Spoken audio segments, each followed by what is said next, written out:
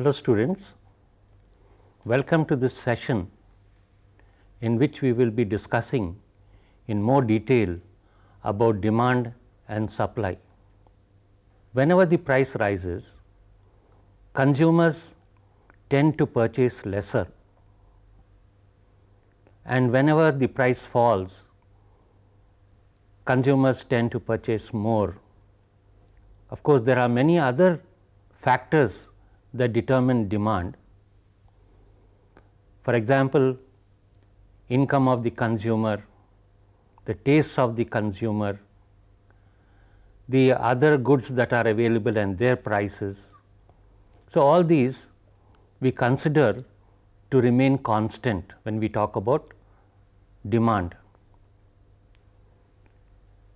And here we assume that other things remaining constant, whenever the price changes, demand will also change. Demand can be explained or it can be depicted in different ways. In other words, the relationship between price and quantity can be depicted in different ways. We can depict the relationship between price and quantity demanded by a function, demand function. A demand function consists of the quantity demanded on the left side of the equation, and on the right side we have the price of the commodity, the prices of other commodities, the income of the consumer, and the other factors like fashions, tastes, and other factors that influence the demand curve. A demand function is a symbolic way of describing the relationship between the other factors and demand, the factors that determine demand and demand. And therefore, this symbolic representation does not give us a precise relationship. In the same manner, we can also depict a demand relationship or the relationship between price and quantity by a schedule, by a table. So, the tabular representation of a demand relationship is called a demand schedule. A demand schedule gives us precise prices, so various prices, and at those various prices what are the quantities purchased. And so, when we look at such a demand schedule, we find that whenever the price is rising, the quantity purchased is reducing. This is called contraction of demand, and whenever the price falls, demand increases. It is known as expansion of demand, contraction and expansion of demand. In the same manner, we can also depict a relationship between prices and quantities purchased by a graph. We can draw a curve. On the axis, vertical axis, we measure prices, and on the horizontal axis we measure quantities. And here also we find that the demand curve slopes downwards from the left to the right, indicating that whenever the price is high, the quantity purchased is less, and when the price falls, the quantity increases, the quantity demanded increases. And therefore, these are the three methods by which we can depict a relationship, or we can analyze a relationship between the prices and the quantities purchased. But which of these forms is the best, or which of these forms is used? That is the question to be discussed. Now, which form we discuss or we use to analyze demand relationship depends upon the need. What do we need to explain? If we are satisfied by just knowing what are the causal factors that cause demand, then a demand function will be sufficient, because the demand function does not give us precise quantities, but it just symbolizes what are all the factors that influence demand. On the other hand, if we want to know what are the various quantities that would be purchased at different prices, then we would have to use a schedule.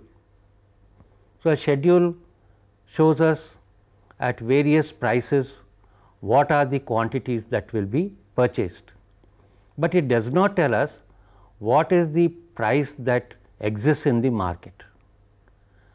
So, a demand schedule gives us more information than the demand function, but it may not give us all the information to analyze demand in more detail.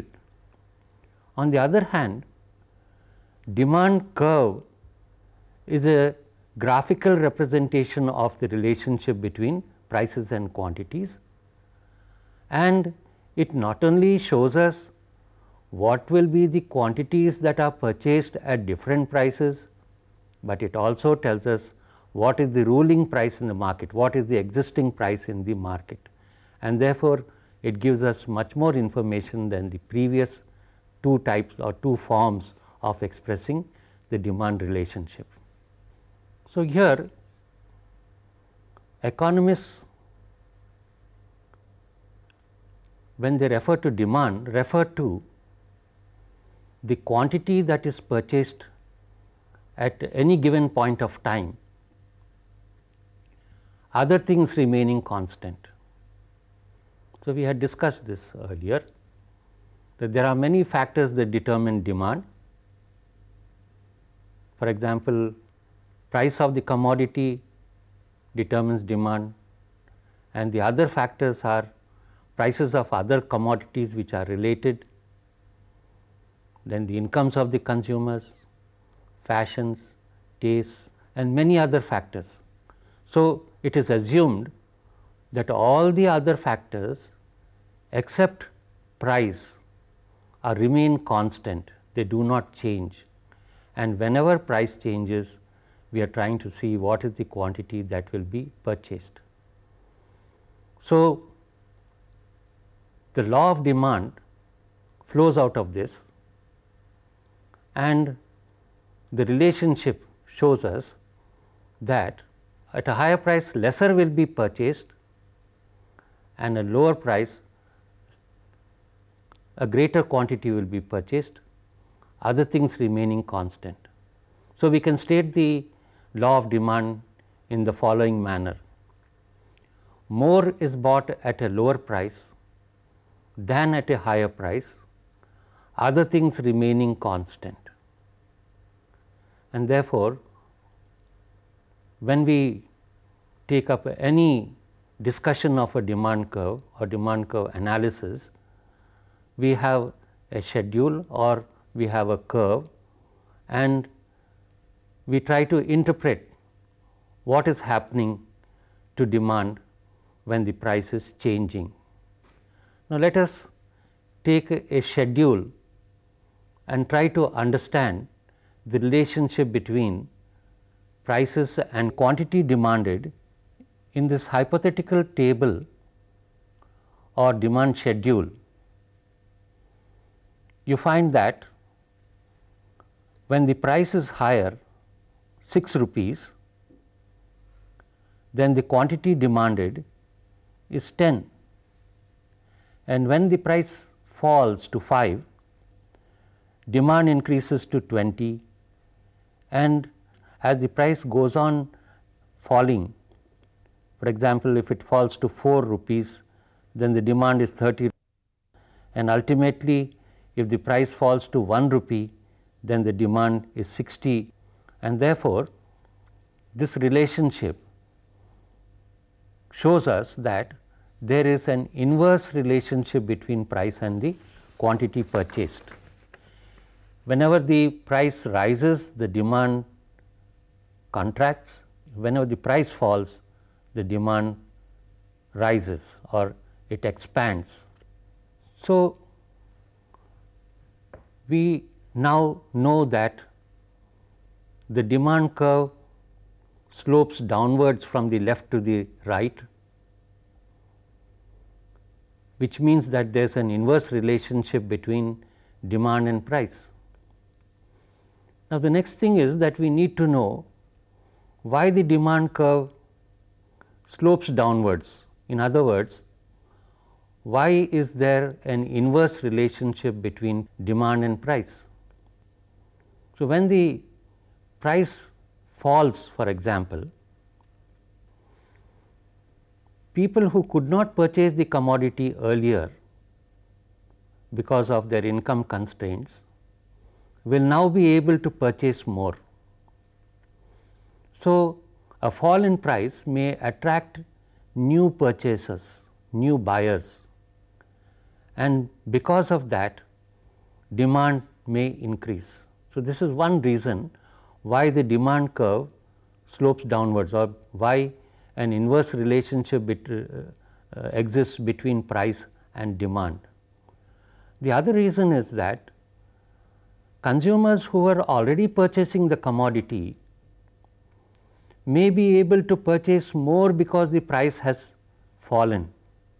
In other words, even though the consumers' incomes have not changed, the money income has not changed, its purchasing capacity increases. Whenever the price falls, the purchasing capacity of the consumer increases. In other words, he will be able to purchase more in the same amount, and therefore, this may help the consumer who is already purchasing the commodity to purchase more.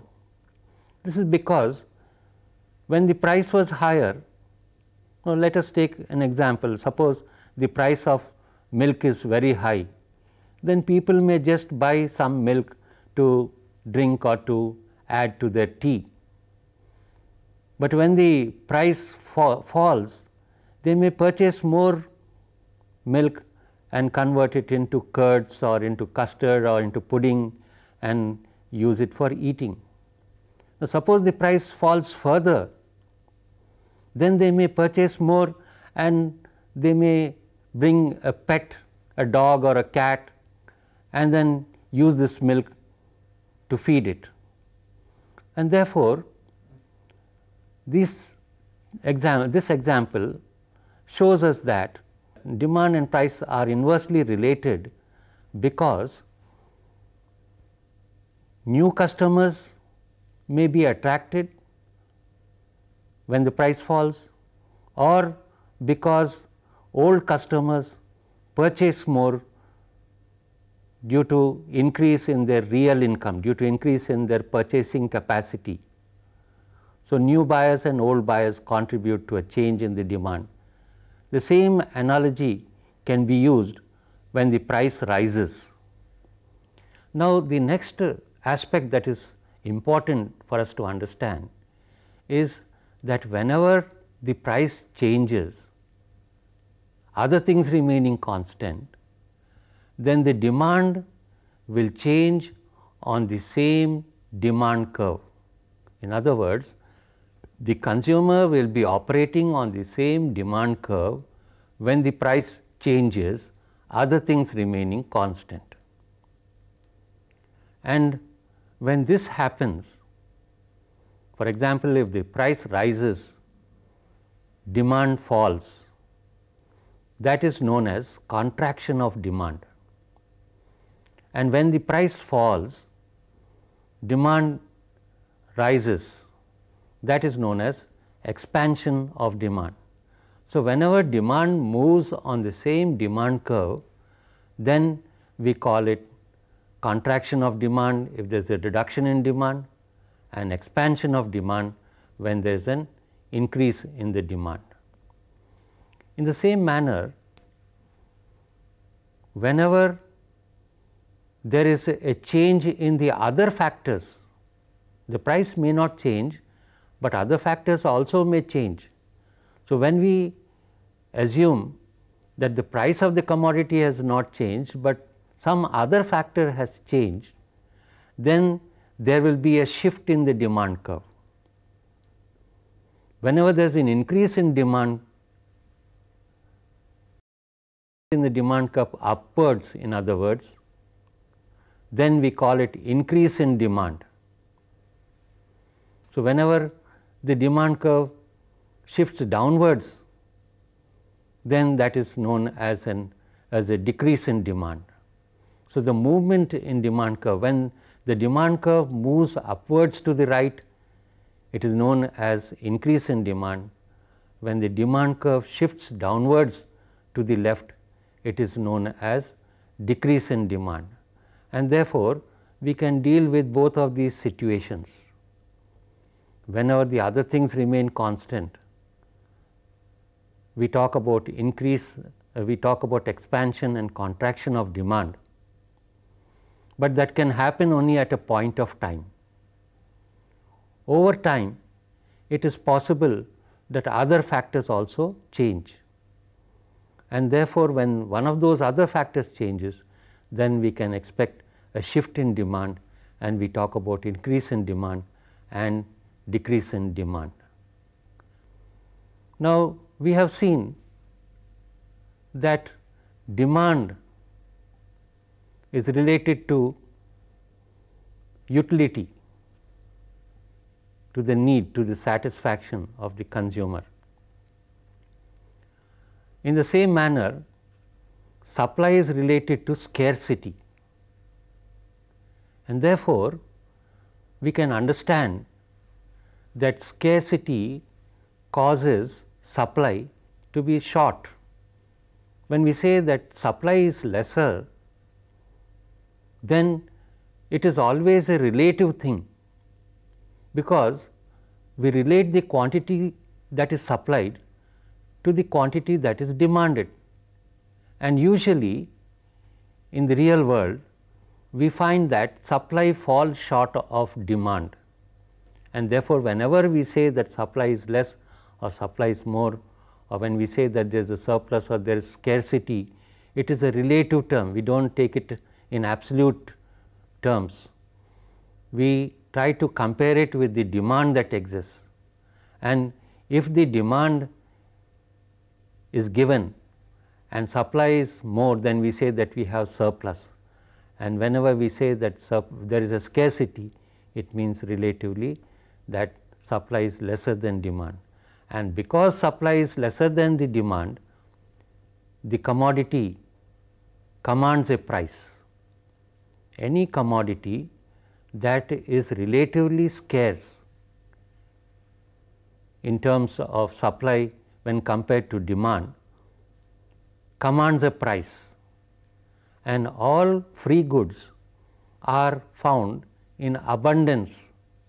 They are found in quantities that are much more than what is demanded, and therefore, when we talk about supply, just because we have to talk about scarcity, and scarcity is a relative term, it is much more difficult to understand about supply than about demand.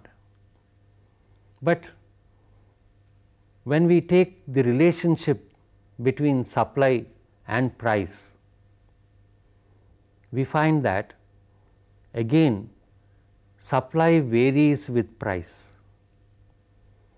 Whenever the price rises, producers will like to increase their production, because given the costs, given the other things, if those remain constant and if the price is rising, it will lead to more profits, and therefore, it is an incentive for a producer to supply more. But on the other hand, when the price falls, then it is a disincentive for the producer. He will shrink, he will reduce the amount that he is supplying to the market. And therefore, when we look at the relationship between price and supply, we find that there is a positive relationship. we had seen that demand is inversely related to price, and now we have come to know that supply is directly related to price. This is because the consumer has scarce, or he has his income which is fixed, and income becomes a barrier to expansion of demand, and not only that, the availability of factors to produce from the supply side also is scarce, and therefore demand has certain constraints and supply also has certain constraints. And when we look at how these two interact with each other, then we can understand how prices are determined. But let us take a schedule, again a tabular form, to understand the relationship between price and supply. You can see that when the price is high, when it is 6, 15 kgs of wheat are supplied. On the other hand, when the price falls, when it falls to 5, the supply has reduced to 12. And as we go down, we see when the price falls to 4, it is 8 kgs, and when the price falls to 3, it is 4 kgs that is supplied. And as the price is falling, you find that supply is decreasing. And the same analogy can be used to explain what happens when the price rises. It would be reverse.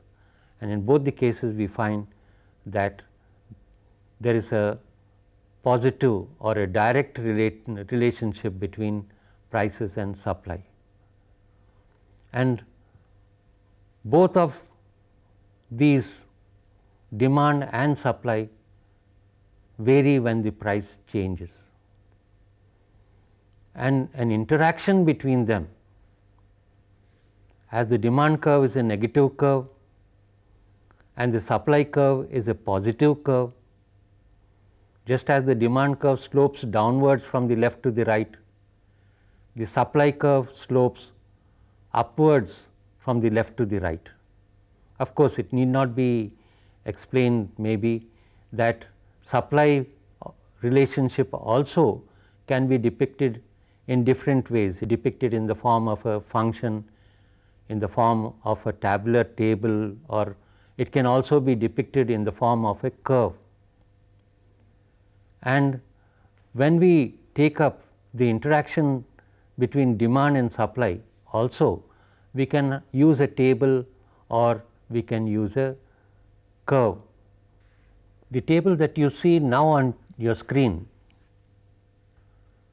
gives us a hypothetical relationship between price, demand and supply. So, here we can find out the relationship between demand and supply at different prices. You find that when the price is very low, say 10 rupees, then the quantity demanded of say wheat or any other commodity is 120, whereas the supply is 20 kgs. So, you can see that demand is very much more than the supply, and as the price rises to 20 rupees, then demand falls to 100 kgs, whereas supply rises to 30 kgs. And as the price falls, for example, if it falls to 40 rupees, then you find that demand further falls to 60 kgs, whereas supply increases to 60 kgs. So, you find that both demand and supply are equal, but as the price rises further to 50 rupees, you will find that the demand falls to 40 kgs, whereas supply increases to 80 kgs and there will be a surplus. So, what we find from this relationship is that at the equilibrium price, that is 40 rupees, 60 kgs of wheat are both demanded and supplied. So, this is known as the equilibrium price. So, by the interaction of demand and supply forces, the equilibrium price can be found out, or the equilibrium price is dictated, and whenever the price moves away from equilibrium, it is believed that the market forces have a tendency to bring back the price to equilibrium. For example, when there are shortages, price will rise, but then the price tends to come back again to equilibrium, and when there are surpluses, price will fall, but again the price tends to come back to equilibrium. So, ultimately equilibrium will be achieved, and the price at which we have equilibrium is known as the equilibrium price, and the quantity is known as the equilibrium quantity. So, let us summarize what we have discussed today. We try to have a more clear understanding of what demand and supply stand for, and we also looked into the laws that are related to both of these concepts, demand and supply, and we try to understand how an interaction between demand and supply helps us to achieve the equilibrium price, and whenever there is a disturbance in the short run, we have come to know that the prices always tend to move back to equilibrium level. But then it is said that demand and supply are catch-all phrases.